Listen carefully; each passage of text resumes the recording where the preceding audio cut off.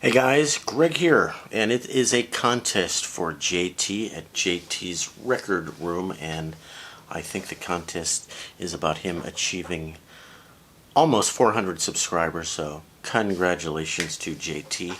And nice channel. He shows a lot of stuff, sort of classic rock stuff, 80s, 90s.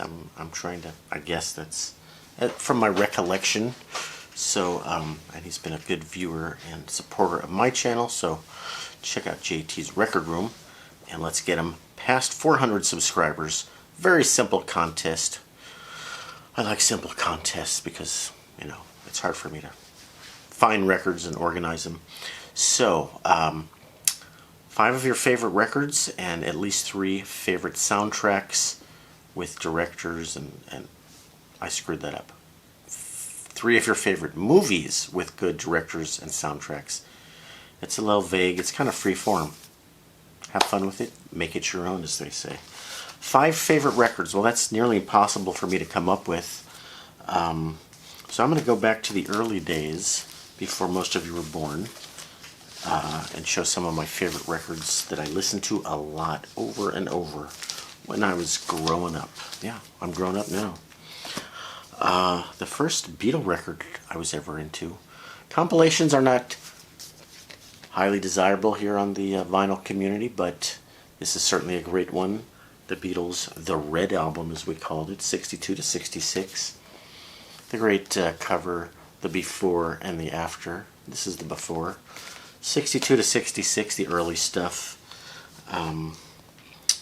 Let's see, you got your Help, and We Can Work It Out, and Day Tripper, and Nowhere Man, and Eleanor Rigby, and Hard Day's Night, early stuff and mid stuff. So, first heard about this record. I didn't really know anything about records. I didn't know anything about music. My friend Larry invited me over to his house, and he had this record, and we listened to it a lot. Larry, if you're out there, thanks for turning me on to this record. He's a prominent radiologist now, by the way. If you have any problems in that area, let's give Larry a call. And then, of course, I got lots of Beatle records, and I was a major Beatle fan when I was a kid. And just a little bit after that, I became really into guitar playing, and this is a record that I listened to over and over and played guitar to and tried to learn how to play. Bluesy guitar to Layla by Derek and the Dominoes. Is this 72 or 71? 1970 on Atlanta Records. And it's actually Eric Clapton, if you didn't know. And I was totally into Stratocasters back then. And I just had to have a Sunburst Strat, which I did. I had a 72 Sunburst Strat, which I got rid of. Paid only $200 for it. Last time I checked, it was worth $8,000 or $9,000. So that's one of those lifelong regrets. But one of the all-time classic blues rock albums with Duane Allman on the bluesy guitar. And what else can I tell you? Everybody knows this record. I listened to it to death, played it to death. This is my original copy. It had my name on it. Because back in those days, when you took your record, when you went to a party, you came with 3 or 4 records. And I was the person that was always trying to spin records at those parties. You guys remember those days? Do kids still do that today? Probably not. Not long after that, I got very into this record. Wings. We're talking junior high and even grade school. Paul McCartney and Wings Over America. And this is a 3-record set. It's like a picture of a airplane door opening up. You got your wings and they're flying over America. Very clever. So back then, one of my dad's best friends was the local distributor for Capitol Records. And so I knew if I begged and pleaded enough, they would get me a free promo copy. So this has the promo dot on it. And buying a 3-record set back then to me just seemed like unobtainium. Like, how could you afford a 3-record set? What were they, like $13.99 or something? But does this have any posters or anything cool like that? You know what this has in it? There's some secret stuff in here. Oh my god. What is this? Oh, I hid some money stuff in here. What is this? My savings account from... I don't even know when that is. Sometimes people hide things in records. I would never do that, but it's not cash. It's just a The heck is all that? I probably haven't played this in many years, but Maybe I'm Amazed. First song I ever danced with a female of the opposite gender to, slow danced I should say, at my friend Todd's bar mitzvah. A lot of great tunes on here. And I didn't know the tunes from the albums as much as I knew them from the live album. Anyway, move on, Greg. You're going too slow once again. Yep. And from the same period, I was a major Stones fan, and I've got original Andy Warhol Hall zipper. I got the zipper. This is my original copy with zipper.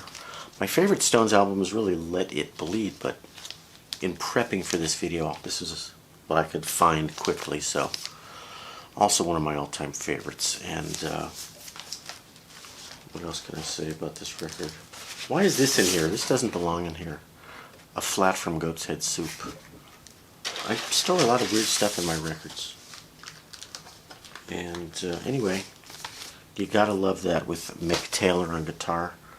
I shouldn't be reaching like that because that's not good. Okay, last but not least, this is the early days favorites. These are the favorites from like 1970 to 1980. This record is from 1978, just in under the wire. I usually show a lot of jazz on my channel, but this is the only jazz record I'm showing today. The Pat Metheny Group White Album, also called the Group Album, also simply called Pat Metheny Group, with Lyle Mays, Mark Egan, and Dan Gottlieb. This is the original copy I bought at Licorice Pizza when I worked there. It's got the sticker, $8.99. And I had a backstage pass, but this backstage pass is from a later tour, from the First Circle tour. Anyway, Pat Metheny, the lineup of his first group. This is really a classic record, and if you're new to jazz, if you're jazz curious, this is that sort of white guy, rural, fusion-y jazz. It's not your classic Blue Note 50s jazz. It's a lot mellower. Side 2 has a song called Jocko, and Pat had just played the record Bright Size live with Jocko about 2 years before this. Jocko Pastorius, the great electric bass player. And you kind of wonder, why didn't Jocko continue with the band? And instead we have Mark Egan on electric fretless bass. So was this song a tribute to Jocko, or was it written for Jocko, and then Jocko wasn't part of the band? Phase Dance, end of side 1, is that sort of signature piece of Pat Metheny that he opened like every show with for 30 years straight. Check out this record. You can find this very cheap anywhere, and there's a little bit of tape hiss on it. Every copy I've heard, a lot of tape hiss, let's say. Okay, that's 5 records. I gotta look at the camera, not the flip screen. Try to remember to look at the camera, sorry. That's 5 records, and now show at least 3 of your favorite movies, especially if they're good directors and or good soundtracks. At least that's how I interpret this. Usually when people ask me my favorite movie, I go dark, disturbed movie, Glenn Ross, Pulitzer Prize winning play by the great David Mamet. The director is not so significant on this. What's his name? James Foley. I'm not that familiar with. But the writing, the dialogue from David Mamet, and the all-star cast, like everybody on this picture is on the screen at all times, and they all won Oscars. So for that reason, I say it's the best acted movie of all time.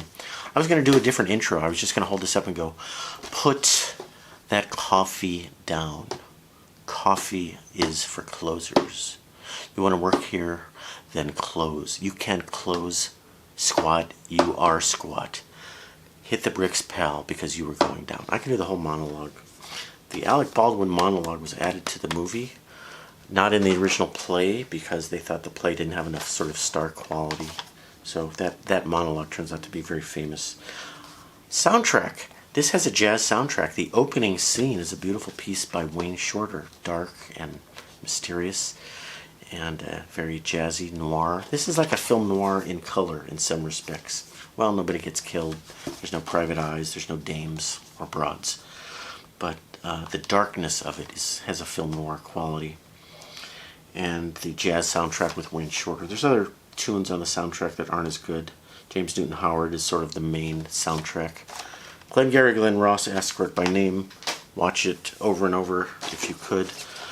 Prior to that, I would have told people my favorite movie was the great Francis Ford Coppola. After The Godfather, he did Apocalypse Now with Robert Duvall and what's his name? You know, this guy, Martin Sheen, and The Doors, and Marlon Brando, Dennis Hopper, Harrison Ford. This is an amazing movie. I saw this when it opened in Los Angeles at the Grauman's Chinese Theater in Hollywood, on Hollywood Boulevard, and the tape broke, the film broke, and that like has never happened to me. So, weird experience, but I've seen it a million times on video and DVD. And this is the redo edition, or redux. That's sort of a longer director's cut sort of thing, but amazing, iconic movie. And somewhere I think I have the soundtrack on vinyl. And let's keep going so this video is not 20 minutes long, guys. Where do I go next? One of my other favorite all-time movies is really almost a soundtrack with a movie written around it. Ironically, Kubrick. I would say Kubrick is my favorite director. And Space Odyssey, amazing, amazing, groundbreaking achievement in directing and editing and special effects and music. And the weird thing about this is the soundtrack that was written for this movie, none of you have ever heard because it was not used. Alex North, who wrote a lot of soundtracks with Stanley Kubrick, coincidentally wrote the great love theme from Spartacus that is sort of the signature track from the Yusef Lateef record, Eastern Sounds, that was just released on whoever released it. So that song, one of Alex North's great achievements. He wrote a soundtrack for this, and he didn't find out till the premiere of the movie that they didn't use any of your music, Alex. What's up with that?